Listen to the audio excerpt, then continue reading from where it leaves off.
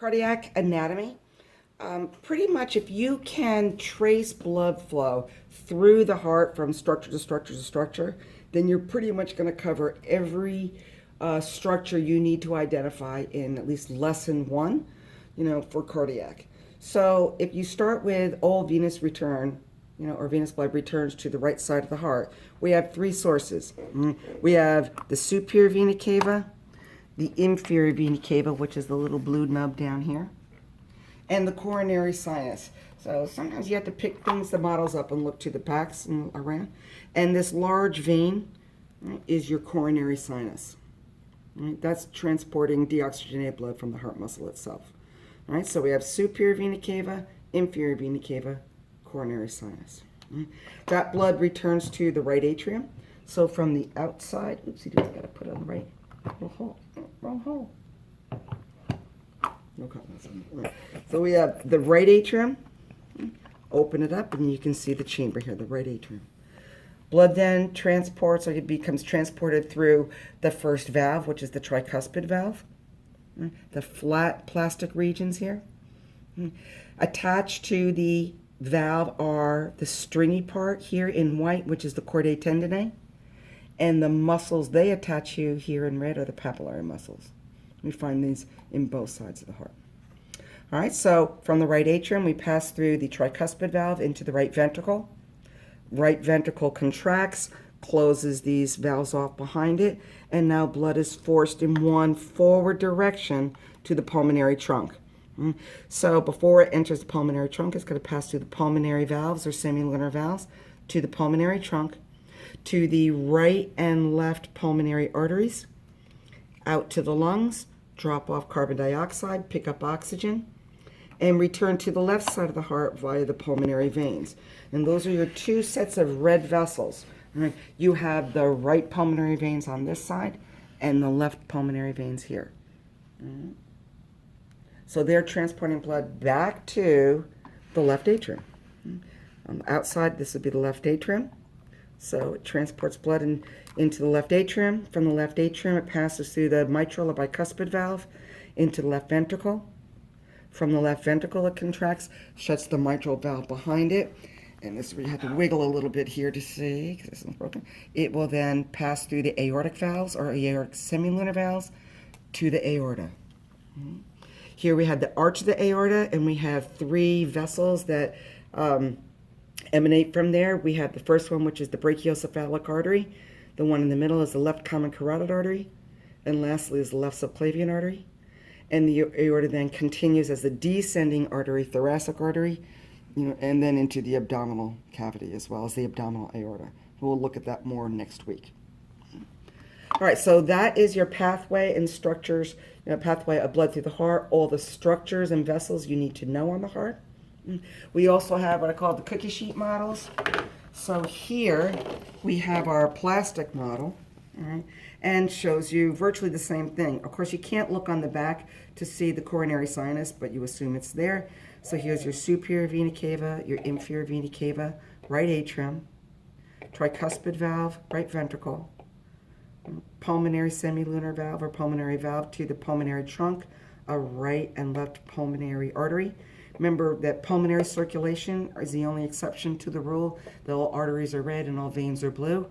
Pulmonary arteries are going to be blue. Pulmonary veins are now returning blood to the heart, and they will be red because they're fully oxygenated.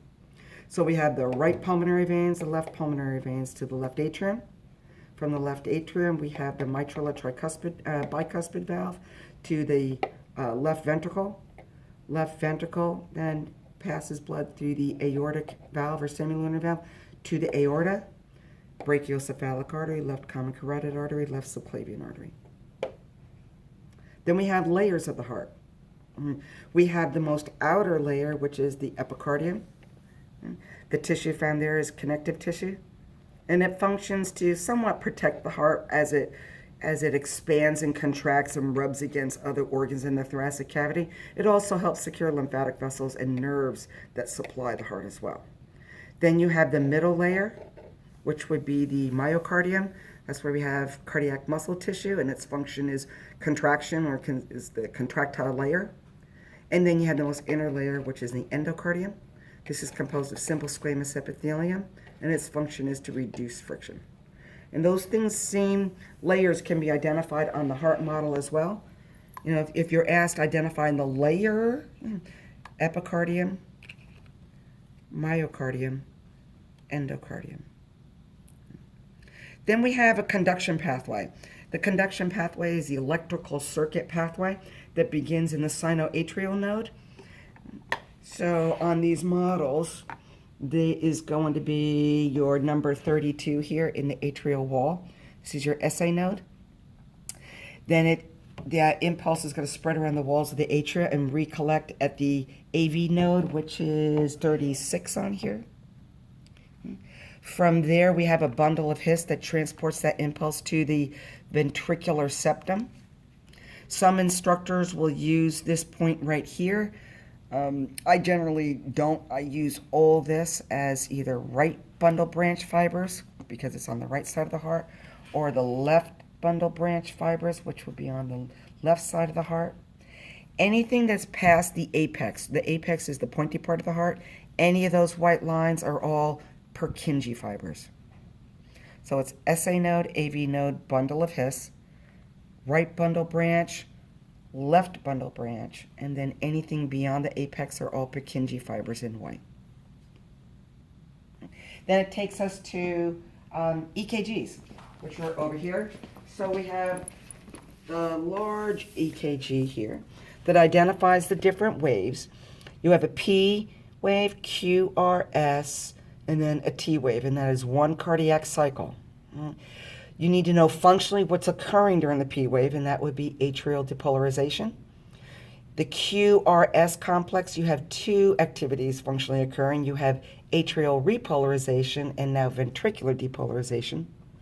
And then the T wave represents ventricular repolarization.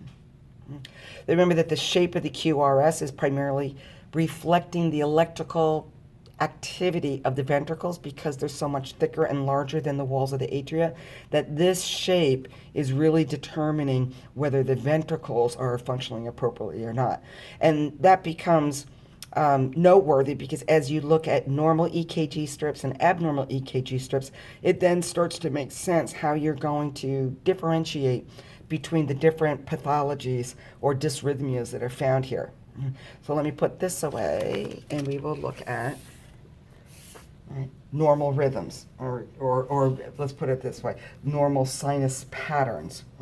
We have a normal sinus rhythm, which is a heart rate between 60 and 100, and this would be an example of it right here. So what I suggest to do is that you look at your sinus rhythms first. This is a normal sinus rhythm. This represents 6 seconds of time elapsing as the paper moves underneath the needle. So we count the number of full cycles that you see in 6 seconds, and that tells you what the heart rate is. If you have about a half a one, showing up here, then maybe it could be like 8.5 cycles that you see, and then you multiply it by 10, and that would give you your heart rate, how many beats per minute the patient is experiencing. So this is a normal sinus rhythm. We have sinus bradycardia, which means a heart rate less than 60 beats per minute. This would be sinus bradycardia. So here we have 1, 2, 3, 4, 5 complete cycles. That would be a heart rate of 50.